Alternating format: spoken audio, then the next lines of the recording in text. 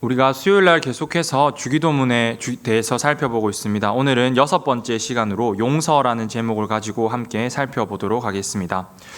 영국의 유명한 극작가 셰익스피어가 쓴 소설 중에 베니스의 상인이라는 소설이 있습니다.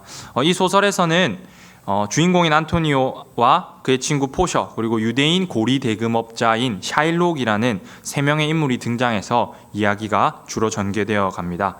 소설의 내용은 간단합니다. 상인이었던 안토니오가 친구가 돈을 좀 빌려달라고 해서 자신에게 그만큼의 돈이 없어 샤일록이라고 하는 유대인 고리 대금업자에게 가서 돈을 빌리게 됩니다. 그러면서 계약서를 쓰게 되는데, 내가 정해진 기한까지 돈을 갚지 못하면 내 몸에 있는 살 1파운드, 약 0.5kg을 샤일록 네가 직접 떼가면 된다라는 계약서를 씁니다.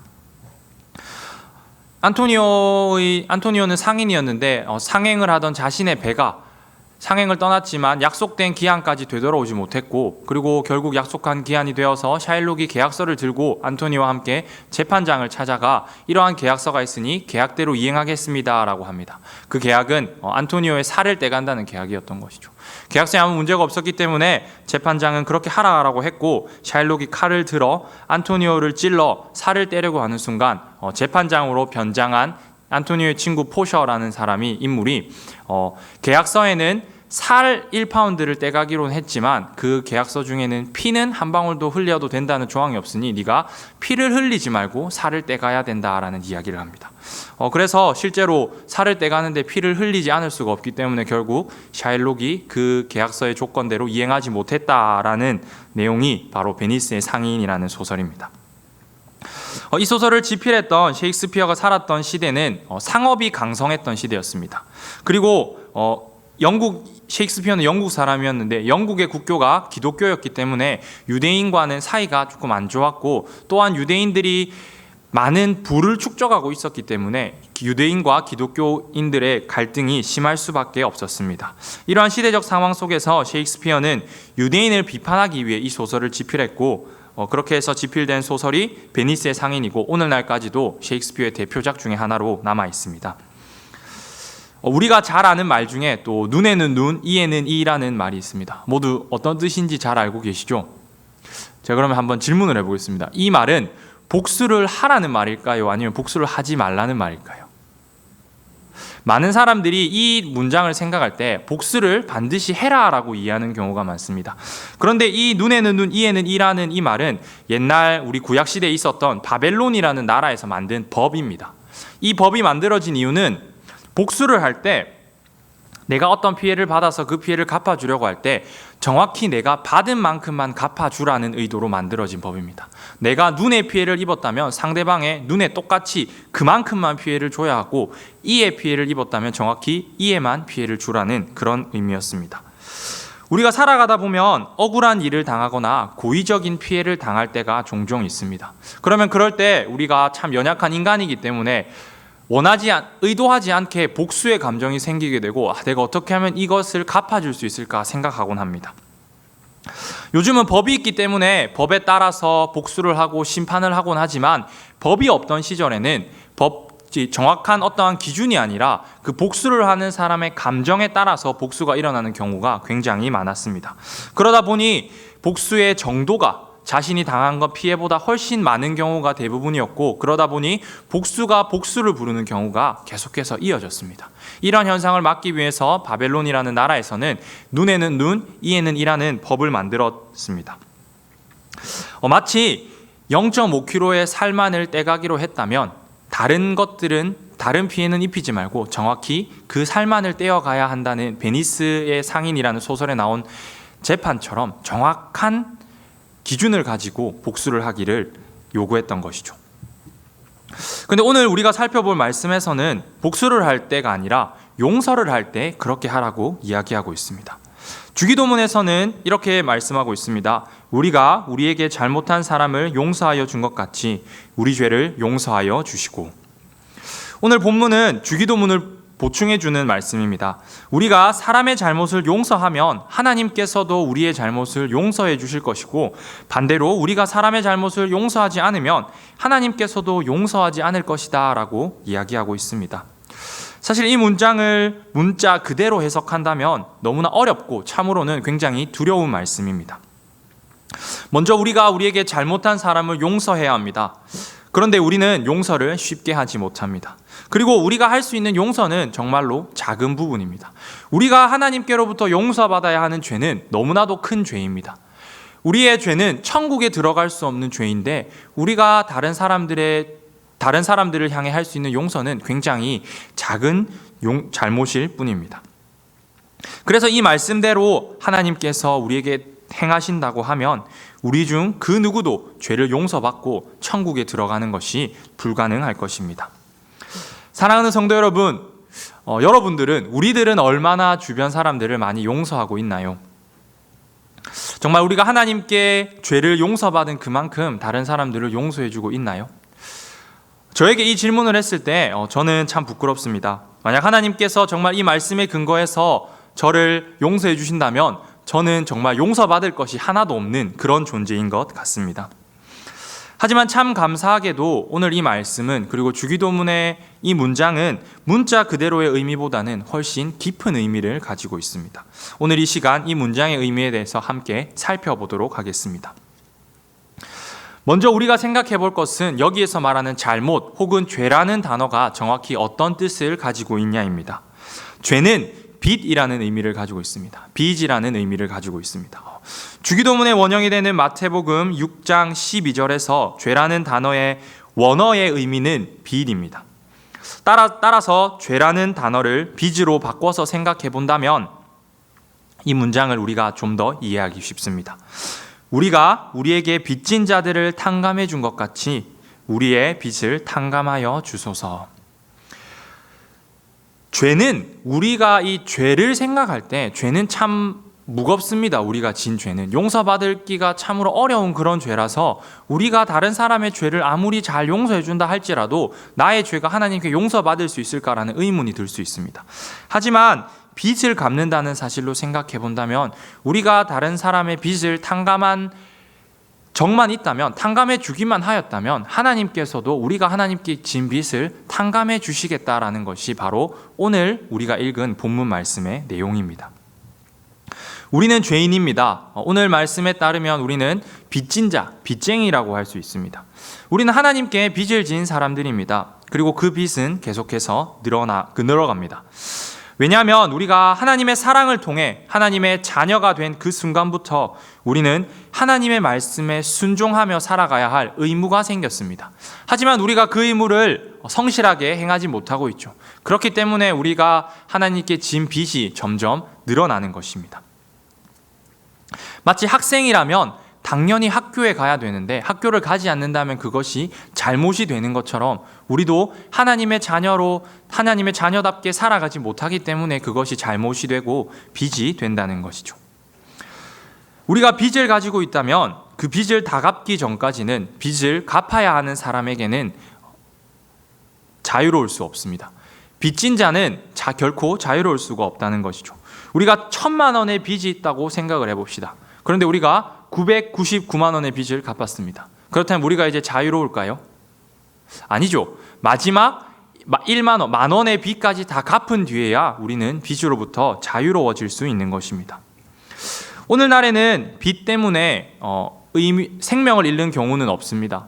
하지만 예수님께서 살아가던 이 시대에는 빚으로 인해서 생명을 잃는 경우도 있었고 자신이 노예가 되기도 했었고 심한 경우에는 자신뿐 아니라 자신의 온 가족이 노예가 되어야 하는 경우도 있을 만큼 이 빚이라는 문제가 참 중요한 문제였습니다. 빚의 문제를 해결해 줄 수 있는 사람은 오직 빌려준 사람입니다. 그 사람이 빚진 사람에게 네가 더 이상 빚을 갚지 않아도 돼라고 말해주는 순간, 빚을 탕감받게 되는 순간 빚의 문제가 해결되는 것이죠. 우리가 가진 죄의 문제가 이와 같습니다. 우리의 빚의 문제를 해결해 주실 분은 오직 하나님입니다. 빚은 우리 스스로 해결할 수 있는 문제가 아니라는 것입니다. 이 시간 우리가 한 가지 생각을 잠깐 해봤으면 좋겠습니다. 만약 우리가 각자가 100만 원의 빚을 지고 있습니다. 그렇다면 어떻게 하실 건가요? 다들 아무것도 안 하실 건가요? 아마도 이 100만 원이라는 빚이 많기는 하지만 우리의 능력으로 충분히 갚을 수 있다 생각되어지기 때문에 쓸 돈을 쓰지 않고 모으고 조금씩 아껴서 최대한 빨리 갚을 것입니다. 그런데 만약 우리가 진 빚이 1,000억이라고 생각해 봅시다. 저는 제가 만약에 1,000억 빚을 지고 있다면 아무것도 못할 것 같습니다. 제 능력으로는 1,000억을 벌 방법도 없고 1,000억을 갚을 방법도 없기 때문에 물론 갚기 위해 노력은 하겠지만 아마 앞이 깜깜해질 것 같습니다. 우리가 하나님께 진 빚은 1,000억보다 훨씬 큰 빚입니다. 훨씬 큽니다. 앞서 말씀드렸듯이 우리는 하나님의 자녀가 됨으로써 하나님의 자녀로서 살아갈 의무가 있습니다. 하지만 그 의무를 다하지 못할 때 우리가 빚이 늘어납니다. 하지만 그 이전에 우리가 더 큰 빚을 하나님께 졌습니다. 그 빚은 바로 하나님께서 우리를 자녀 삼아 주신 것입니다. 우리는 예수 그리스도의 죽음으로 하나님의 자녀가 되었습니다.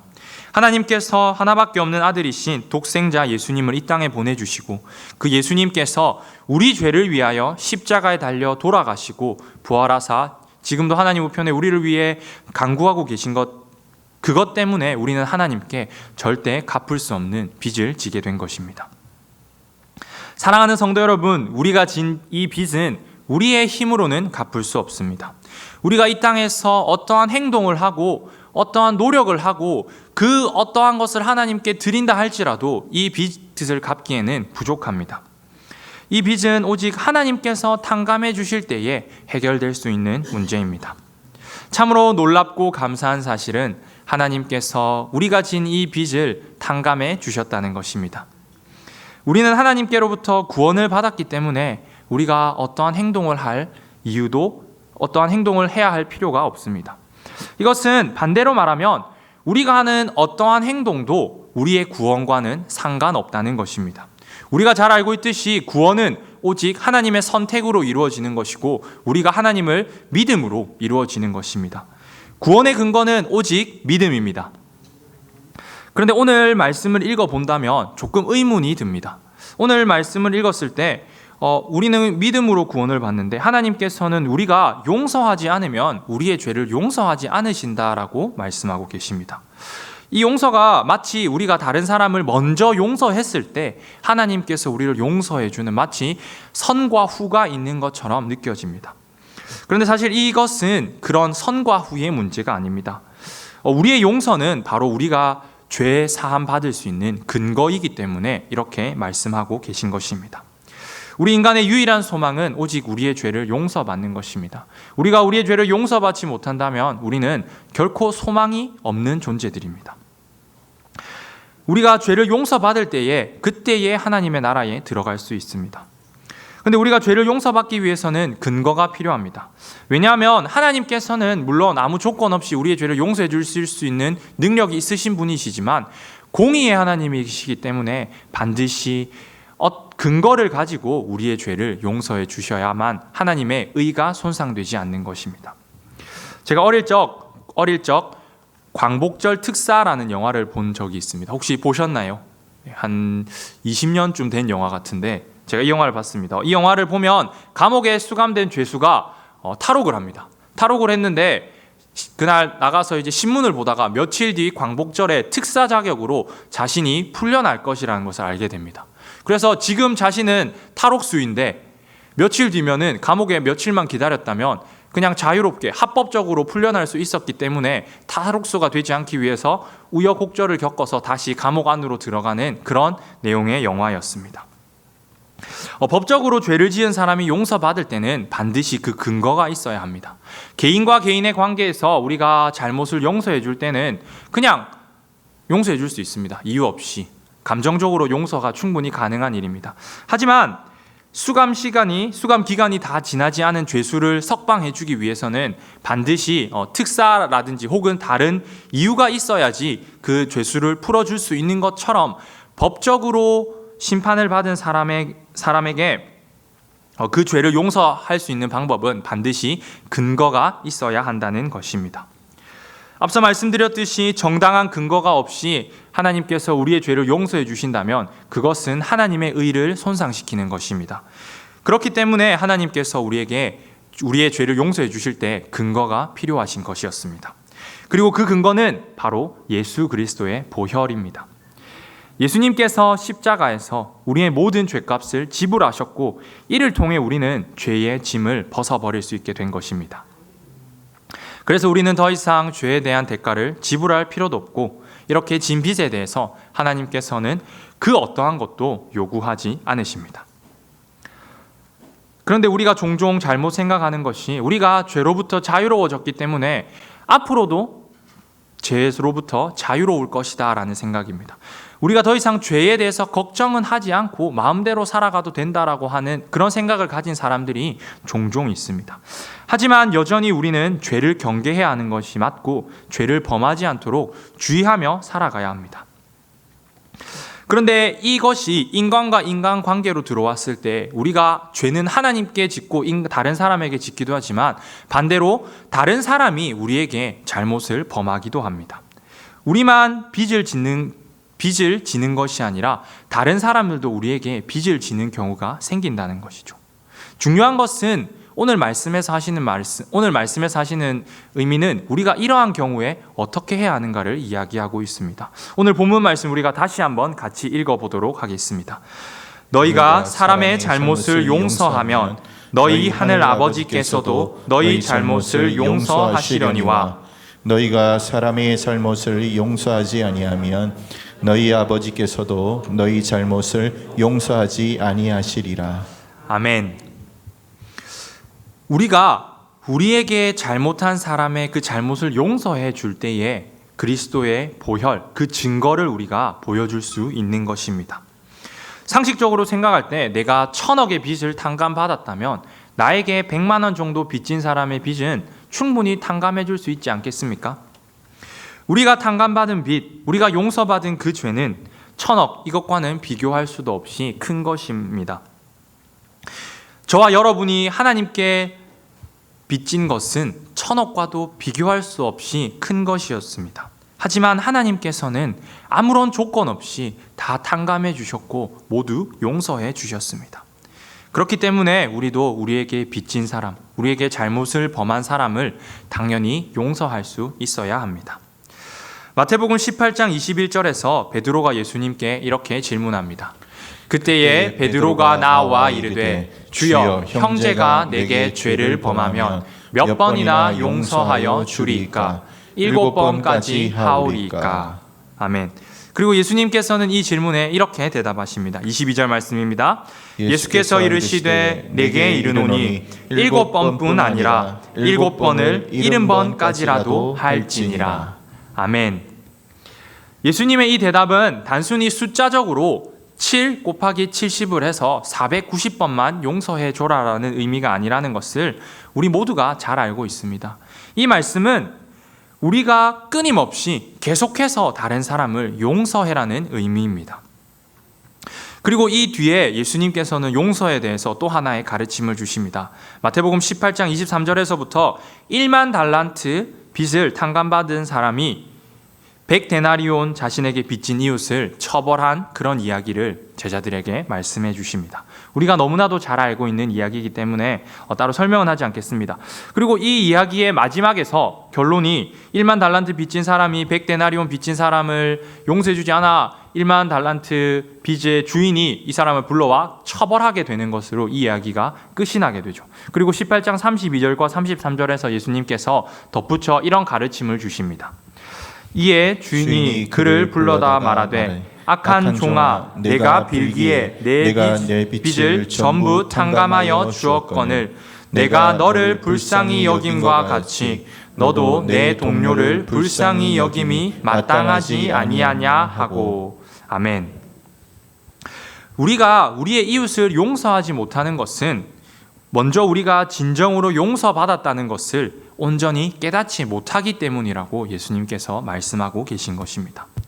죄 사함의 은혜를 받은 사람은 다른 사람을 용서함으로써 그 은혜를 증거해야 합니다. 사랑하는 성도 여러분, 오늘 말씀의 가르침은 너무나 명확합니다. 이웃을 용서합시다. 우리에게 잘못을 범한 사람을 용서합시다. 다들 별로 용서하고 싶은 마음이 없으신가요? 제가 다시 한번 하겠습니다. 이웃을 용서합시다. 우리에게 잘못을 범한 사람을 용서합시다.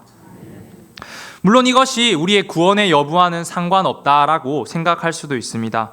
하지만 우리가 진정으로 하나님께서 내가 진 그 큰 빚을 탕감해 주셨고 갚을 수 없는 그 죄를 용서해 주셨담을 믿는다면, 이해하고 진정으로 깨달았다면 우리에게 잘못을 범한 이웃을 당연히 용서할 수 있을 것입니다.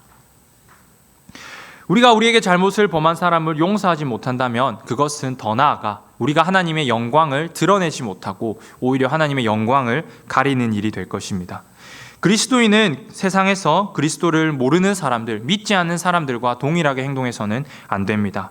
비록 우리가 손해를 보고 피해를 보는 일이 있더라도 그리스도를 믿는 사람은 뭔가 다르다는 것을 보여주어야 합니다. 저는 축구를 좋아합니다. 그런데 경기에 몰입하다 보면 종종 상대방이 반칙이나 혹은 악의적인 행동을 할 때 화가 나고 감정이 격해져서 저도 모르게 그것을 복수하고 싶은 마음이 들 때가 있습니다. 한날은 다른 교회를 상대로 경기를 했는데 저희 편에 인원이 모자라서 제 친구 중에 믿지 않는 친구들 몇을 불러와서 함께 경기를 했습니다. 그런데 상대 교회 팀이 생각보다 거칠게 하고 악의적인 반칙을 계속해서 이렇게 저희 팀과 그 상대 팀이 조금 언성이 높아지면서 손찌검을 하면서 다투지는 않았지만 이렇게 다툼까지 간 일이 한 번 있었습니다. 이때 제가 불렀던 친구들이 저에게 농담 반 진담 반으로 교회 다니는 사람도 공차면 다 똑같네 라는 말을 했습니다. 이 이야기가 지금 들으면 참 그냥 웃긴 이야기인데 제가 이 이야기를 들었을 때 참 충격을 많이 받았습니다. 왜냐하면 세상 사람들은 우리가 교회 다닌다라고 할 때 교회 다니는 것을 고깝게 보기도 하며 교회 다니는 티를 내는 것을 참 싫어하죠. 그리고 제 친구들도 저와 친하고 관계는 참 좋았지만 교회에 대해서 그렇게 좋은 감정을 가지고 있지 않은 친구들이었습니다. 그런데 이 친구들조차 무의식 중에 교회 다니는 사람은 뭔가 다르다라는 생각을 하고 있었다는 것을 제가 그때 깨닫게 된 것이죠. 사랑하는 성도 여러분, 세상은 교회를 비난하기도 합니다. 조롱하기도 합니다. 욕하기도 합니다. 하지만 그들 마음속에는, 그들의 무의식 속에는 분명히 교회는 세상과 다르다라는 생각을 가지고 있습니다. 그래서 일반적인 잘못을, 동일한 잘못을 세상과 교회가 동시에 했을 때 세상을 비난하기보다는 교회를 더욱 비난하는 것이죠. 그렇기 때문에 우리는 세상과 다른 모습을 보여야 할 이유가 분명히 있습니다. 그리고 그것을 가장 잘 보여줄 수 있는 방법은 바로 용서입니다. 세상 사람들은 참 쉽게 용서하지 않습니다. 접촉 사고가 살짝만 나도 난리가 나죠. 혹은 사고가 좀 크게 나면 어떻게든 상대방으로부터 보험금 좀 더 받아보겠다고 병원에 가서 진료를 받고 심한 경우에는 들어 눕기도 하고 그런 경우를 우리가 종종 주변에서 보곤 합니다. 하지만 우리는 정말 달라야 합니다. 우리가 세상에서 조금 손해를 보는 경우가 있고 피해를 보는 경우가 있다 할지라도 다른 사람을 너그럽게 용서할 수 있어야 합니다. 우리가 탕감받은 빚을 생각해 봐야 합니다. 내가 용서받은 죄를 생각해야 합니다. 그렇게 생각을 한다면, 우리가 탕감받은 빚, 용서받은 죄를 생각한다면 세상의 다른 사람들이 나에게 하는 그 잘못이 정말 별것 아닌 것처럼 느껴질 수밖에 없습니다. 이웃을 용서합시다. 언제 어디서나 우리가 받은 그리스도의 은혜를 기억하며 항상 용서할 줄 아는 우리 모든 성도님들이 되기를 간절히 소망합니다.